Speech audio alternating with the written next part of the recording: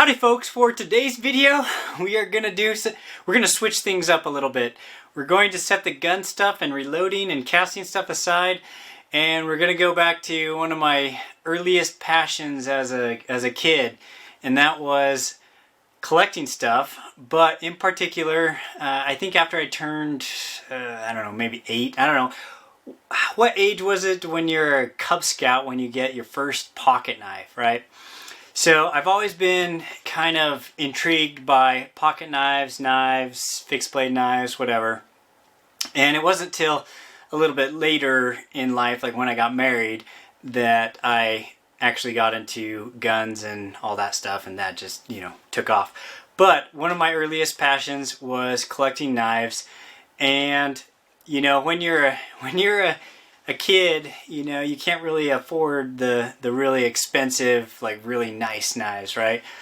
But I used to try to save up money and then, buy a pocket knife or some fixed blade knife or whatever, and I just had it in this little metal box that was my little collection container, or so to speak. But so today what I wanted to do is do a show and tell, and I want to talk about 5+1 knives that are special to me, and maybe the story behind it, maybe why it's special. So show you my knives, and the reason I did 5+1 is because I really wanted, I had 6, right?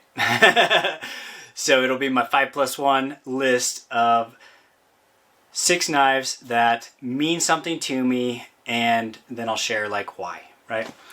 So first off, I would have to say that the first knife is the one that I inherited from my grandpa on my mom's side.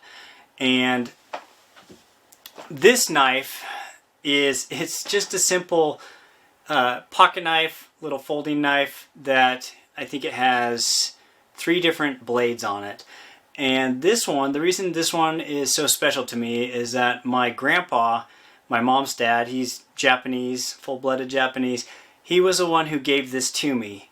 And he gave it to me while he was alive, and he told me, hey, keep this knife and keep it safe. It's really sharp, be careful about it. And this was his dad's knife. So this is my great-grandfather's pocket knife. And what's really cool about it is that it, this knife right here, I think it's made in Germany. I think it says that on, Solingen, Germany. But anyways, the blades are, you could tell they've been sharpened several times. I don't know if it's a whittling knife or what, but it is still really sharp, and I just think it's, one of the coolest knives just because of who it came from, and the fact, it wasn't just my grandfather's knife, but it was my great-grandfather's knife that my grandfather entrusted to me. And so that's why this one is, I have to include in the list. It's just awesome, and it meant a lot to me back then, and continues to mean a lot since my grandfather has passed away. I think it's years ago now, but I was really close to him, and so that's why this one meant a lot to me. So the next knife on the list, this one it's kind of funny because most people would probably look at it and just, it's not a very special knife, but the conditions of the giving behind it made it what is kind of special to me. So this is one of those classic buck knives. And I remember as a little kid, like the buck knives, man, those were the cool ones. They, the fixed blade buck knives. And this one is like I don't know if it's a 100-year celebration. It says 100 years buck, 1902 to 2002. And this one also is very, very sharp right now. I've sharpened this, and I've actually eaten steak with this thing on camping trips with the scouts and the young men's group. And I've used it when we were cooking, on just outdoors. So I've taken this knife outdoors. I've used it a lot. But the cool thing about this one was that it was given to me by my wife, who never really gives me things like guns or knives. And this was early on in our marriage, and she knew I loved knives and I liked to collect them. And we were poor. I think we were poor college students.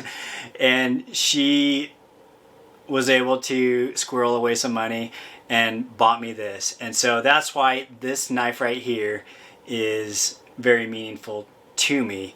And one of the cool things about this knife is it is very well balanced. And, that was one of the first things I noticed when I got it from her, is that, you could probably, well, I'm not going to try, but it balances really well. And so despite it being, more of a, it's not really a collector knife or anything like that.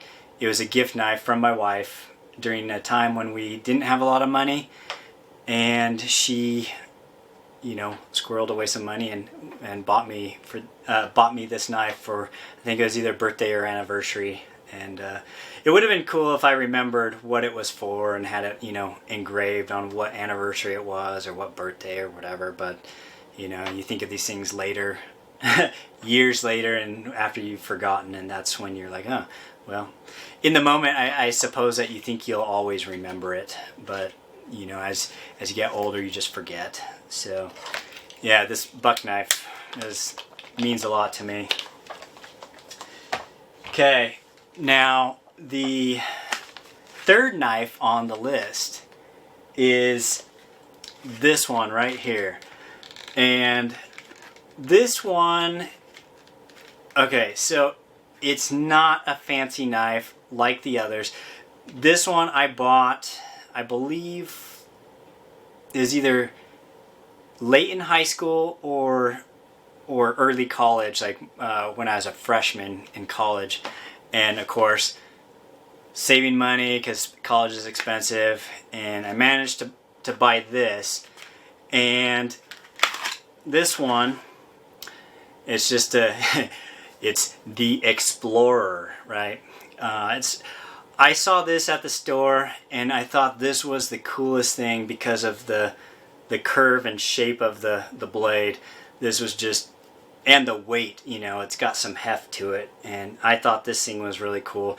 This one's made in Taiwan, so, kind of like a made in Taiwan, made in China type thing. It's not a great high quality knife. It does have professional stainless steel on it, or made with it, but I don't even know what brand it is. But this one, when I bought it, I told my wife afterwards, like after we got married and stuff, she was like wondering why I had this and why I kept it by the bed.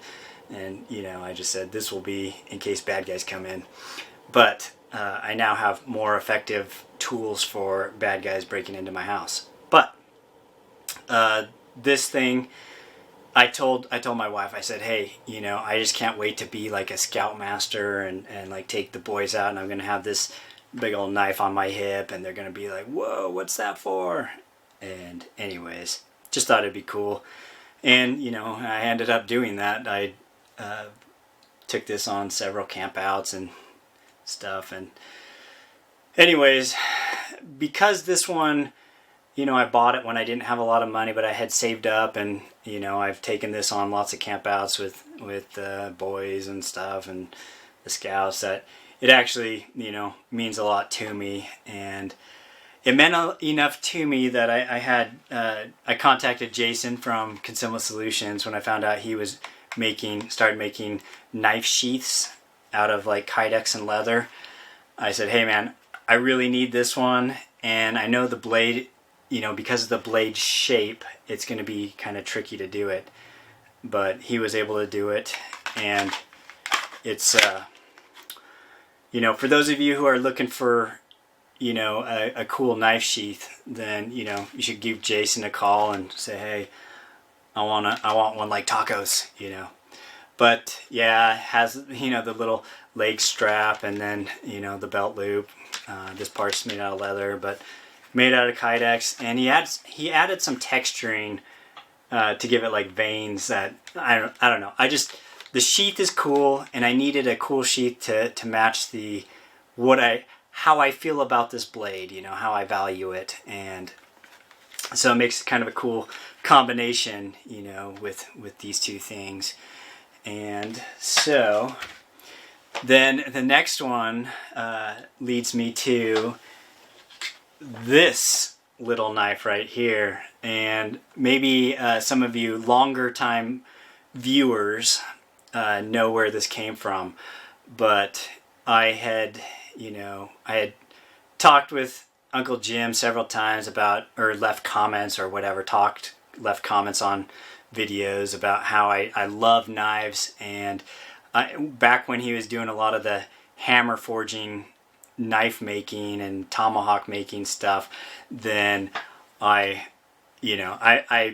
hinted like I really like those knives. I'd love to have a homemade hammer forged knife from a friend, and to my surprise, then he made this knife for me, and it's really cool. You can still see the hammer forging marks on the top and on the handle of the blade, and you can see his forging mark right there. And I think that's totally cool. And this knife, I got it from him. I don't know, Uncle Jim, how long has it been? It's been at least a few years, probably about 5 years maybe, I don't know. Anyways, I really value this knife, and in the very bottom he pounded in, it says FLT, so Full.Lead.Taco.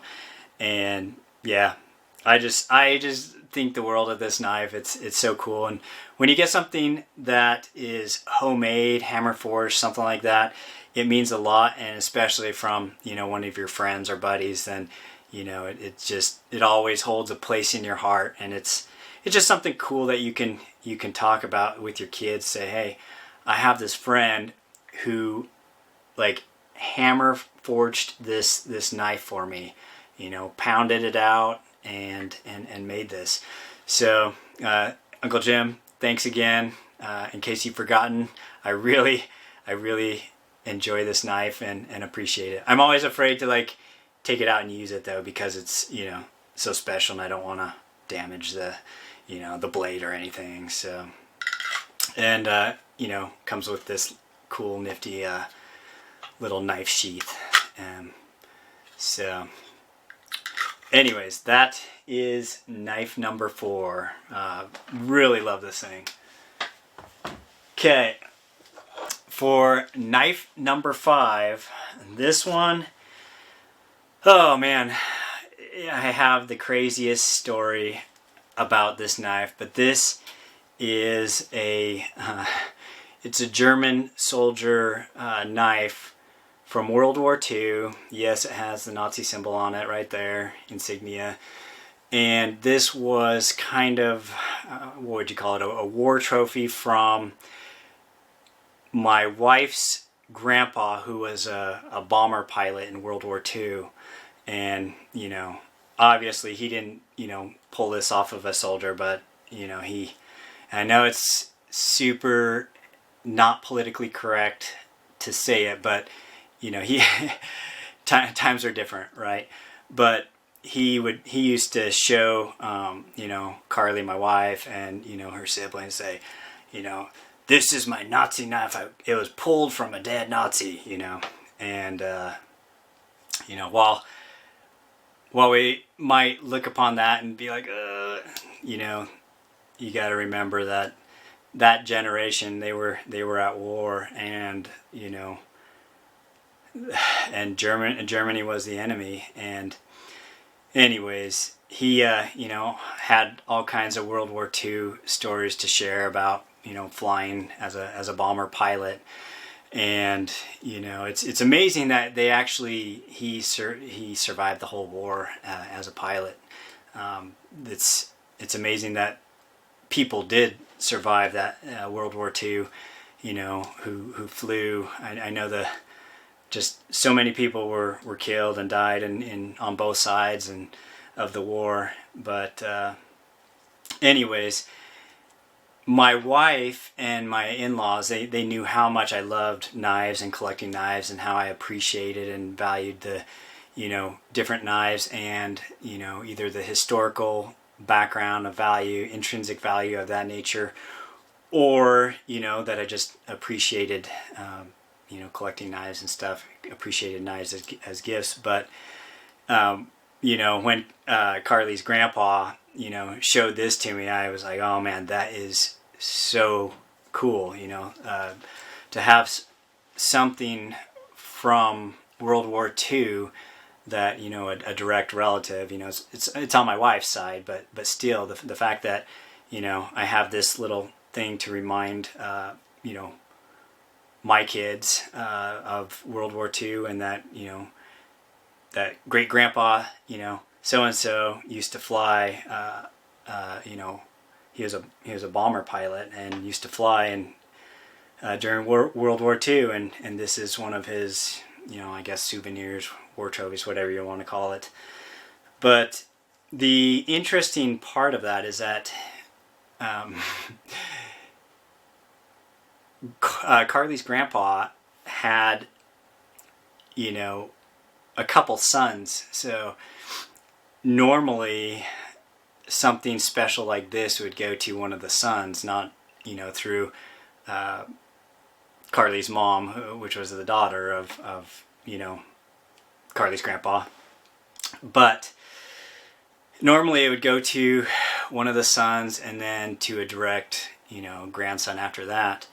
But the crazy way that I ended up with this is that her grandpa died first, and her grandma, she just, I don't know what was going through her head, but she took this to a gun show up in Washington, and sold it for like $15 or something to one of the people who had a, you know, a gun show table.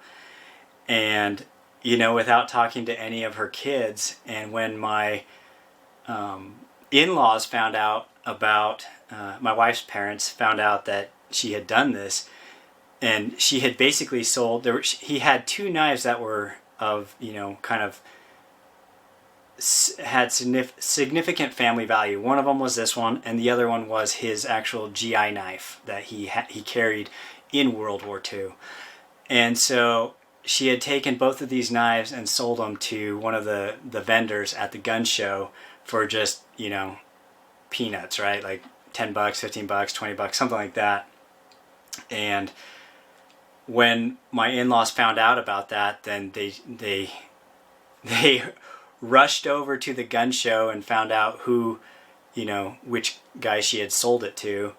And then they pretty much begged to buy it back, the two knives back. And so because my mother-in-law and father-in-law fought to get the you know, family heirlooms back, then, you know, my wife's grandma, she says, well, you know, you guys wanted them, so you guys can just, you guys can keep them.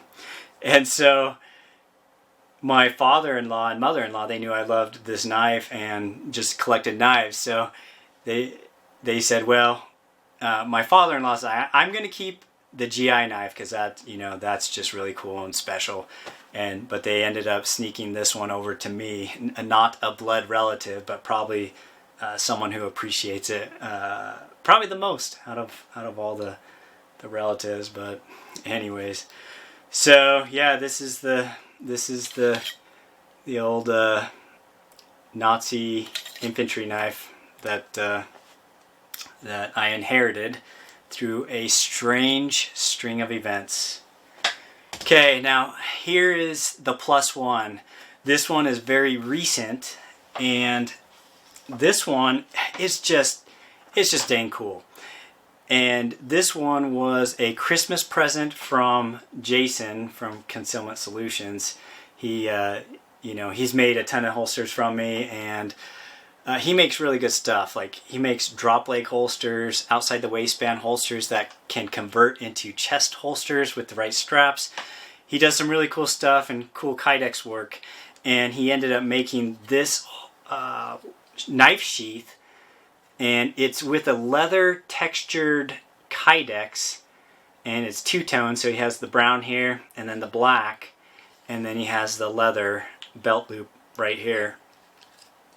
Anyways, this one is a high carbon steel knife, and it is made by BPS Knives, which is it's a guy out located in Ukraine. And I know that these knives are pretty inexpensive, but with the high carbon steel blade, I mean, they have like a Scandi grind and high carbon steel blade. It stays sharp really well, and it makes for a cool little bushcraft knife. And, you know, with that nice, it's kind of a sharper 90-degree angle edge on the back, then he included this with the knife sheath, is this nice little ferro rod.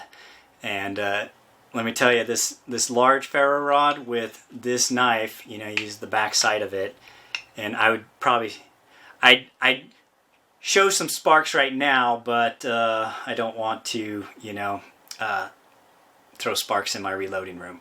Probably wouldn't be too smart. But this thing, this combination is awesome, because it really, when you know, it throws some really good sparks. And with this custom, you know, kydex leather knife sheath, then it's just a really cool setup for, you know, taking camping. If you're camping and, you know, you need to light a fire and you don't want to use matches or something, you can totally just pull out the ferro rod and the knife and make tons of sparks. So really, really appreciate this knife. It was kind of unexpected. I usually don't give Christmas gifts to friends because, you know, I don't know, laziness or whatever. I don't even give Christmas gift to my own siblings. But when he gave me this, it made me super happy, and I appreciate this knife, and that's why I had to include it in the top 5 +1 knives that have significant meaning to me, and you know, tell the story of why. And so, but anyways, I think these knives are sold on Amazon and they're not that expensive.